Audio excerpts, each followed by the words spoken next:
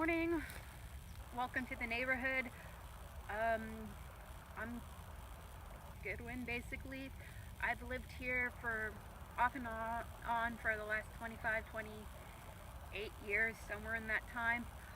I've been hiking these trails for a good portion of that, and today I'll be taking you on the Twin Bridges Trail, which is this one. You go up the hill and over here to the left. You might see that sign over there. That's the start of Twin Bridges. And on that trail, there are two areas where you have to diverge and go left twice.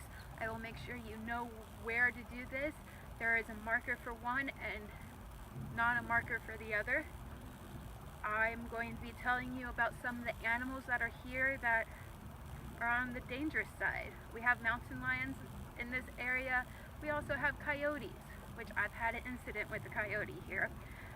We have rattlesnakes, which I have a crazy story about that for you to hear about. And I'll be telling you these at different spots along the trail. If you have any questions, I am here to answer them.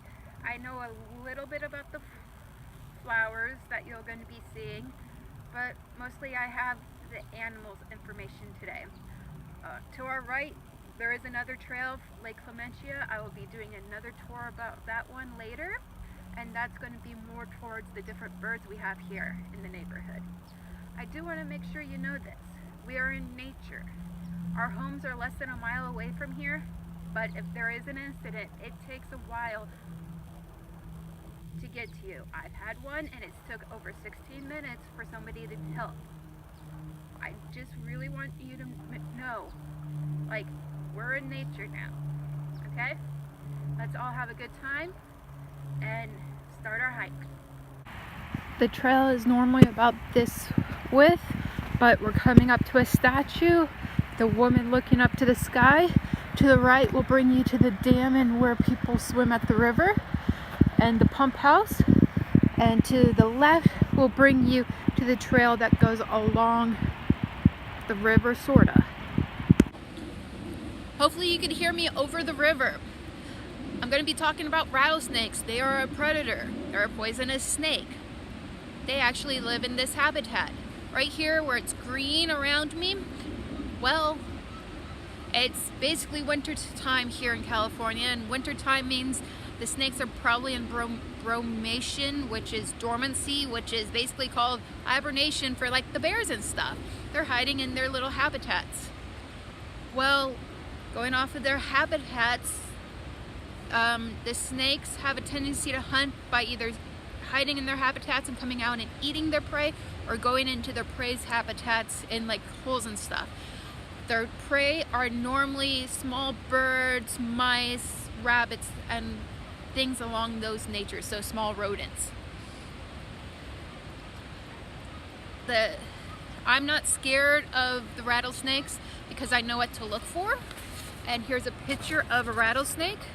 And if you notice, this is a viper's head. I go by viper's head whenever I'm walking about. There are snakes out here that look similar to a rattlesnake but does not have the viper head. And because it doesn't, I really don't care, because rattlesnakes don't like other snakes, and if I see the other snakes, we're good. If we don't see the other snakes, I listen for the rattle. And if I hear the rattle, I go away from the rattle, basically. They don't normally attack humans, and if they did, you probably did something stupid. When you hear that rattle, you know you've seen a rattlesnake nearby. A good thing to know about poisonous snakes: once it bites you, because your heart is beating, the poison is traveling further in your system. So snake bite kits and stuff like that, I don't carry around because of that fun fact. It is scary to know, but it's a good fun fact to know. And here I've seen some rattlesnakes and somebody do something crazy, like get out of their car after I said, "That's a rattlesnake." I was not near the car or the road or anything along those lines. And the lady got out of her car, got a shovel, and started trying to attack the rattlesnake, like to kill it. Well, if you cut off its head and it bites you still, that poison is in there and it can still do you harm. I just normally leave it alone. There's no reason to bother the rattlesnake. Just go somewhere else. We're in nature. It's its habitat, not ours. Let's go on to our next stop. This next animal I'm going to be talking about is another predator, a coyote. Coyotes are a canine. Yeah, it's basically a canine family. Its relatives are like the wolf and the dog, but it's closer to the wolf. But it goes up to like 35-40 pounds, so the size of a small dog, and it doesn't get way up here. It's just a smaller dog, but it's still scary when you see one for the first time out back here. I've seen one of the coyotes back here. If you follow along this trail and over to the left, son, you see a dead tree. On top of that dead tree, I saw a coyote for the first time, and that's not far away. Like, it's maybe 25 yards. It's at least 10 yards for soccer refereeing, but it's further, so about just past the penalty box in soccer. It's scary. And me and my dog, who happens to be one of the bigger canines at 108 pounds, are up, it's quite a distance.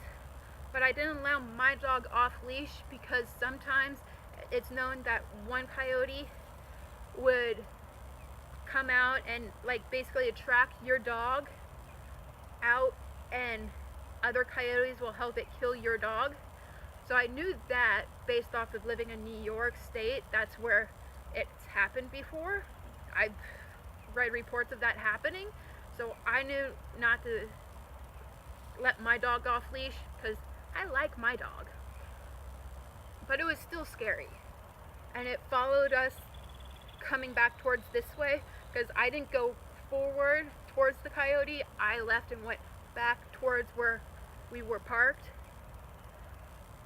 because it's a coyote.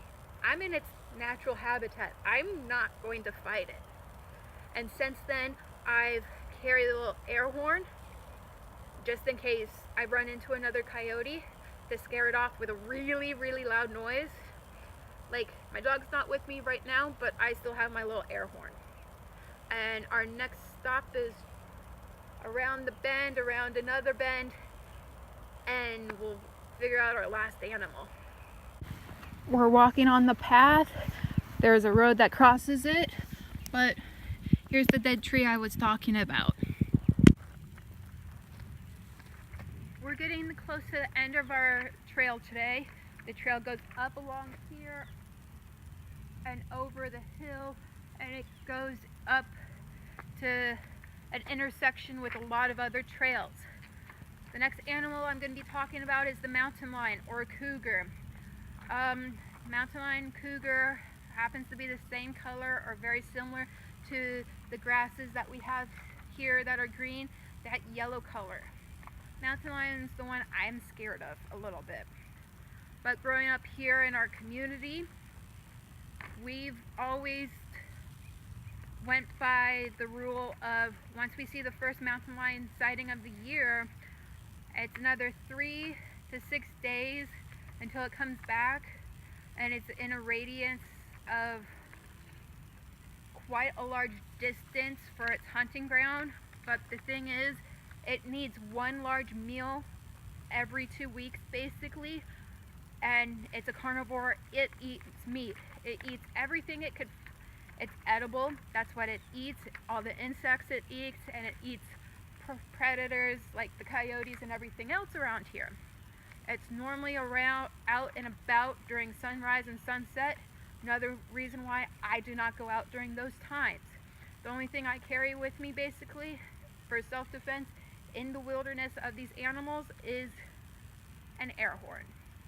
Lately, the mountain lion has been making the news with the attack in Colorado and the man surviving. I've been hiking these trails for most of my life. I go by, it hasn't been seen so many days, be a little bit extra caution. Yeah, that's how we grew up here. Oh, mountain lion sighting, 3 to 5 days, 3 to 6 days. Oh, it was a few days ago.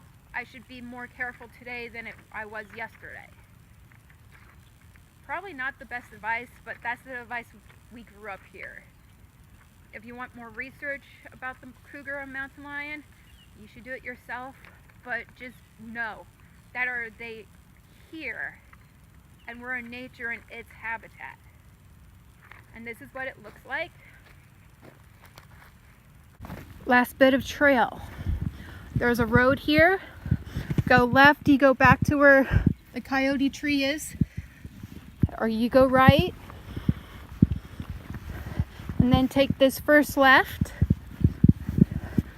This trail right here brings you back to the entrance where we parked our cars. So we got one last push up this hill to be done. You know where I said at the beginning, it comes through and ends right there. This is the last part of the trail. So I hope you enjoyed your time here on Twin Bridges Trail with me today. I hope you enjoyed my 2 fun stories about the animals that I've seen here. And I hope you take what I taught you today during my tour to heart. This is nature, even though it's basically our backyard. We're hanging out and playing in it, but it's still nature. We're in the animals' territory. Mountain lions do roam here and have been for many years. I suggest when you hear about the first mountain lion sighting, start counting the days. That's what we've been taught here.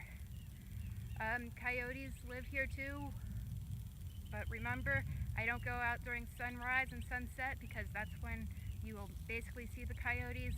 Rattlesnakes, don't play with them, leave them alone. Just leave them alone.